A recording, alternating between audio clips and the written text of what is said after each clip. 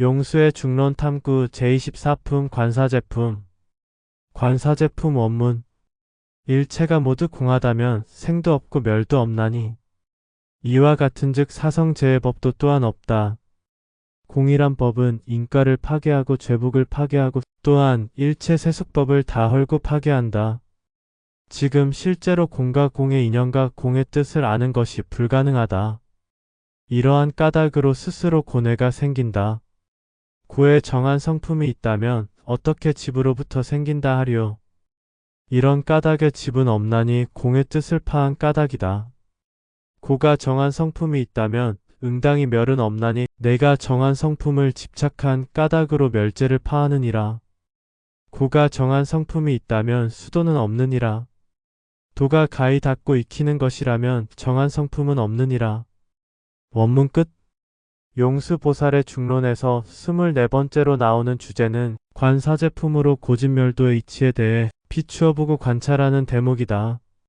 그러면 용수의 중론에서 고진멸도의 이치인 관사제품에 대해서 해석해보자. 모든 것이 공이기에 태어나고 죽음도 없나니 나고 죽음이 없으니 고진멸도도 없는 것이다. 공이란 원인과 결과를 없애고 죄와 복도 없애고 또한 일체의 세속적인 모든 법을 없앤다. 그러나 실제로는 공한 상태와 공한 인연과 공의 뜻을 알지 못한다. 그러기에 스스로가 괴로움이 생기는 것이다.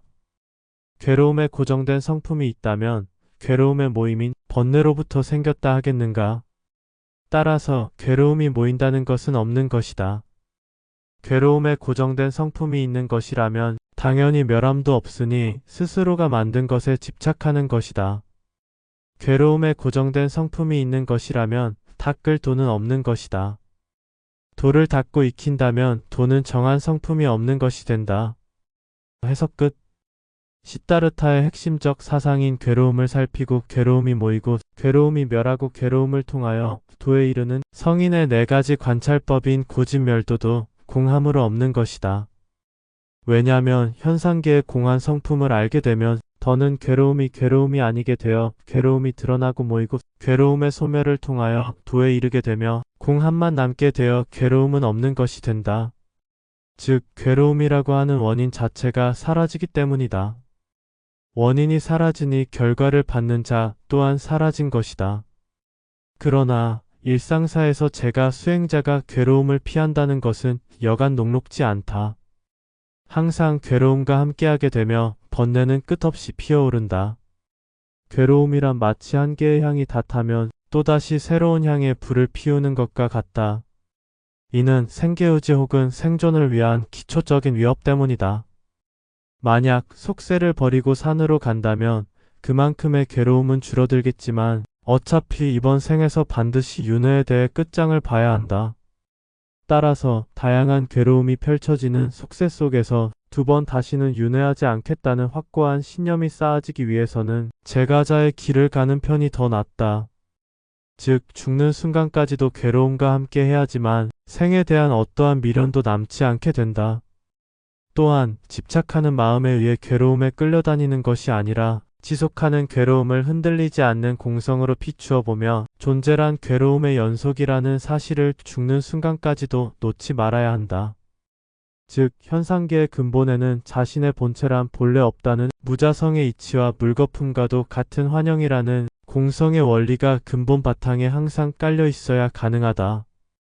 문제는 괴로움은 오래 머물지도 않으며 금방 잊히기에 괴로움에 대하여 머무는 바 없이 마음을 내어도 괴로움이 주는 일시적 충격은 크다는 점이다. 그래서 무자성과 공성을 크게 깨우쳐야 한다. 즉 괴로움이 들어오고 난 후에 비추어 보는 것이 아니라 괴로움이 들어오는 즉시 동시에 비추어 보는 것이다.